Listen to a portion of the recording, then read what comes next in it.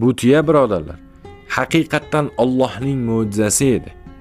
Va buni hech kim inkor qila olmasdi. Nimaga inkor qila olmasdi? Chunki ana shu qavm aytgandek tuya chiqdi.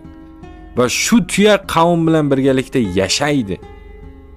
Tuyani suv ichadigan navbat kuni kelganida xuddi oldindan o'rgatib qo'ygandek tog'dan pastga to'ppa-to'g'ri quduq oldiga tushib keladida, shunday boshini quduqqa tiqib turib, chiqarmasdan bir kun to'xtovsiz suv ichadi. Ana u ichayotgan suv esa xuddi qornida yo'q bo'lib ketayotgandek bo'ladi.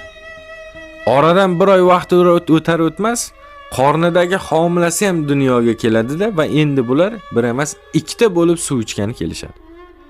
Yonidagi bo'talog'i ham xuddi onasi kabi boshini shundoq quduqqa tiqadi-da, bir kun boshini ko'tarmasdan turib suv ichadi. Endi birodarlar, Allohning buyukligini qarang. Ona va bola qavmga tegishli bo'lgan quduqdan bir kun suv ichadi. Bular suv ichar ekan, qavmdagilar bularni sog'ib tuyani sutini ichadi. Tuyadan sog'ilgan sut birodarlar o'sha yerda yashayotgan butun qavmga yetadi. Bu mo'jizani ko'rgan va u bilan birga yashagan judayam ko'plab insonlarning qalbiga iymon nuri kirib, Solih alayhissalomga ergashadi.